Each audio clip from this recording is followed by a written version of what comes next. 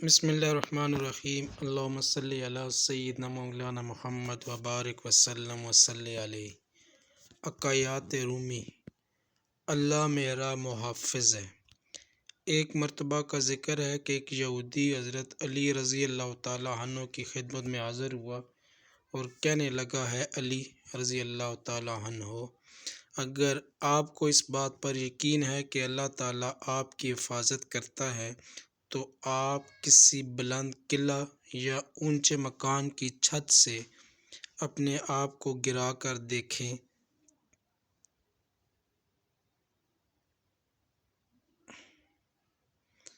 اپنے آپ کو گرا کر دکھائیں تاکہ مجھے بھی یقین آ جائے کہ آپ کو اپنے اعتقاد پر بھروسہ ہے۔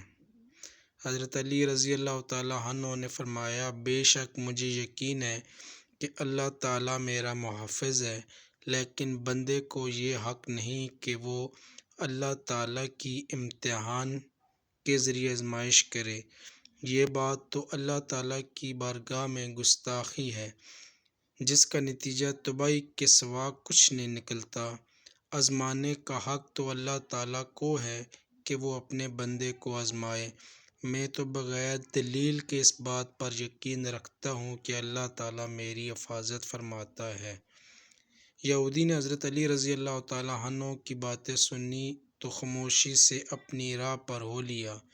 اس عقائد سے یہ نتیجہ نکلتا ہے کہ انسان کو اللہ تعالیٰ کی ذات اقدس پر کامل ایمان اور یقین ہونا چاہیے کہ زندگی اور موت اللہ تعالیٰ کے اختیار میں ہے، اور جان بوجھ کر موت کے منہ میں چھلانگ لگا دینا دانائی کی بات نہیں۔